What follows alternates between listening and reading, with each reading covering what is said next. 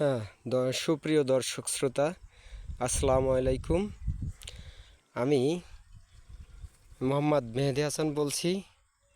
আমি একজন সহকারী শিক্ষক মাধ্যমিক বিদ্যালয়ের। পাশাপাশি আমি একটা ক্ষেত করেছি।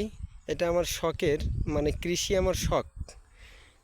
তো সেই শখ থেকেই আমি এই ক্ষেতটা করেছি। এটা হচ্ছে পেঁয়াজের ফুল, মানে পেঁয়াজের বীজ তৈরি হবে এর থেকে।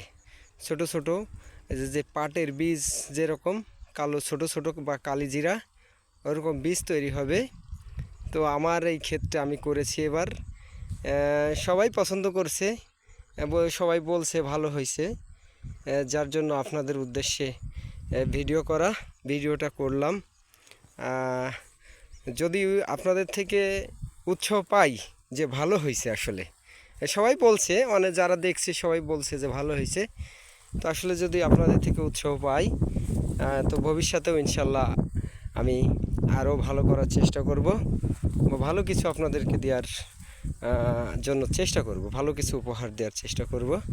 সবাই আমার জন্য দোয়া করবেন, বা যতদূর আল্লাহ দিয়েছে এ পর্যন্ত আমি খুব খুশি, অ্যাকচুয়ালি খুবই খুশি। তো বাদ বাকিটা যাতে আমি ঘরে তুলতে পারি আমার ক্ষেতের ফসলটা, এর জন্য আপনারা দোয়া করবেন।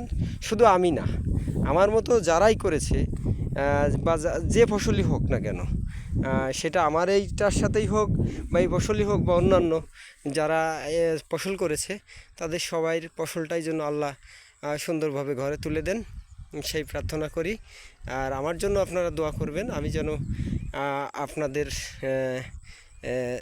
জন্য, বা আসলে কি যেটা হয়েছে এটা দিয়ে বিক্রি করে হয়তো আমি টাকা পাবো, কিন্তু আমি মনে করি যে আমাদের দেশের মানুষ এই সুন্দর বীজ, আমি কিন্তু আসলে এই পেঁয়াজটা যখন রোপণ করি, জমিটা চাষ করে সঠিক পদ্ধতিতে চাষ করেছিলাম, এবং আমি বীজটা সংগ্রহ করার ক্ষেত্রে খুবই কষ্ট করেছিলাম, এবং ভালো বীজ, ভালো মানের বীজ সংগ্রহ করেছিলাম। তারপরে আমি এটা রোপণ করি, এবং যথাযথ পরিচর্যার মাধ্যমে আমি এই পর্যন্ত। তো আপনার দোয়াই ভালো হয়েছে, আপনাদের দোয়া ছিল, আল্লাহর রহমত ছিল, যার কারণে হয়তো এরকম হয়েছে।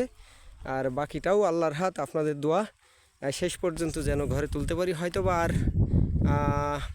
20-25 দিনে ঘরে তোলা সম্ভব হবে, যদি আবহাওয়া ঠিকঠাক থাকে, আল্লাহ যদি চান, তো হয়তো আমি ঘরে তুলতে পারবো।